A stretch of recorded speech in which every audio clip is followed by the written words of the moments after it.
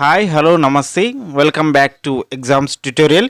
ఈరోజు వచ్చిన ప్రముఖ దినపత్రికల్లోని ముఖ్యమైన వార్తల గురించి తెలుసుకునే ప్రయత్నం చేద్దాం. ఫ్రెండ్స్, ఎవరైనా మన ఛానల్ని ఫస్ట్ టైం విజిట్ చేసినట్లయితే ఛానల్ని సబ్స్క్రైబ్ చేసుకొని చూడండి.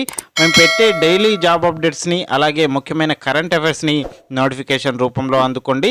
వీడియో చూస్తున్న ప్రతి ఒక్కరూ వీడియోని లైక్ చేసి మీ మిత్రులకు అలాగే మీ కుటుంబ సభ్యులకు షేర్ చేయండి. ఇక ఈరోజు వచ్చిన ఫస్ట్ అప్డేట్ గురించి తెలుసుకునే ప్రయత్నం అయితే చేద్దాం. డిఎస్సి అప్లికేషన్లో ఎడిట్ ఆప్షన్ అంటూ ఒక వార్తనైతే ఇవ్వడం జరిగింది. డిఎస్సి దరఖాస్తులను సవరించుకునేందుకు విద్యాశాఖ అధికారులు అవకాశం కల్పించారు.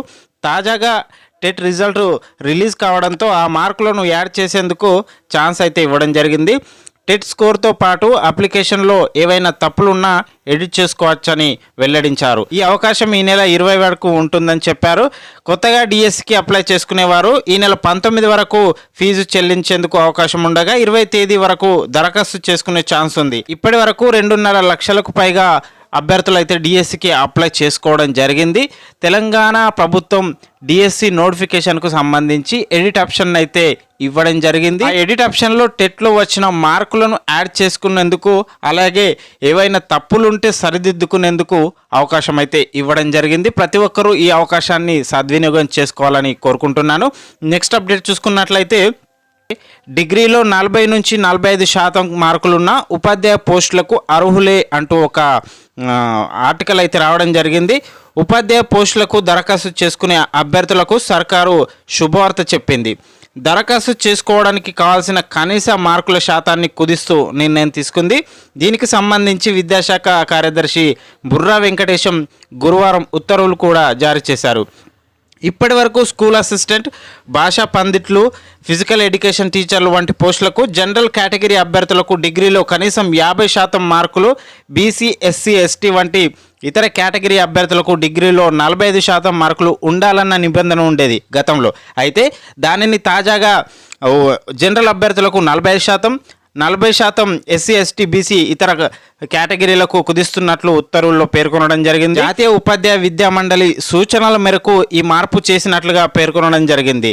ఇక డిగ్రీలో 40 నుంచి 45% మార్కులున్న వారందరూ కూడా ఉపాధ్యాయ పోస్టులకు అర్హులేనని తేల్చి చెప్పడం జరిగింది. నెక్స్ట్ అప్డేట్ చూసుకున్నట్లయితే అరుణాచల్ సీఎంగా పెను ఖాండు ప్రమాణ స్వీకారం చేయడం జరిగింది. అరుణాచల్ ప్రదేశ్కు పెను ఖాండు 3వసారి ప్రమాణ స్వీకారం చేశారు.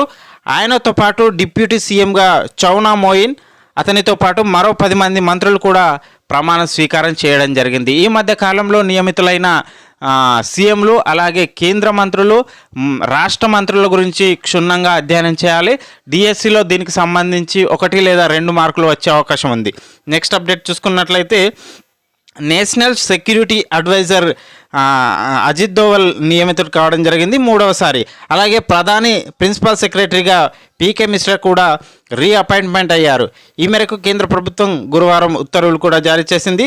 వీరి నియామకం జూన్ 10 నుంచి అమల్లోకి వస్తుందని తెలపడం జరిగింది. మోదీ ప్రధానిగా ఉన్నంత వరకు లేదా తదుపరి ఉత్తర్వులు వచ్చేంత వరకు వీరు ఆ పదవిలో కొనసాగుతారని పేర్కొనడం జరిగింది. ఇద్దరికి కేబినెట్ హోదా ర్యాంకును కేటాయించింది. ప్రధానికి సలహాదారులుగా అమిత్ ఖారే, తరుణ్ కరూర్లను తిరిగి నియమించుకోవడానికి కూడా కేబినెట్ కమిటీ ఓకే చెప్పింది.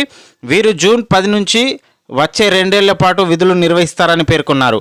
ఈ ఇద్దరు అధికారులకు భారత ప్రభుత్వ సెక్రటరీ హోదాను కేటాయిస్తూ కేంద్రం ఉత్తర్వులు జారీ చేయడం జరిగింది. ఇది ఈరోజు వచ్చిన ముఖ్యమైన వార్తలు. ముఖ్యమైన కరెంట్ అఫైర్స్కు సంబంధించిన అంశాలు కూడా ఉండడం జరిగింది. ఇలాంటి మరిన్ని వీడియోల కోసం ఛానల్ని సబ్స్క్రైబ్ చేసి అలాగే మీ మిత్రులకైతే షేర్ చేయండి. వీడియోని సబ్స్క్రైబ్ చేయడం మాత్రం మర్చిపోవద్దు. అలాగే వీడియోని లైక్ కూడా చేయండి. Thank you for watching.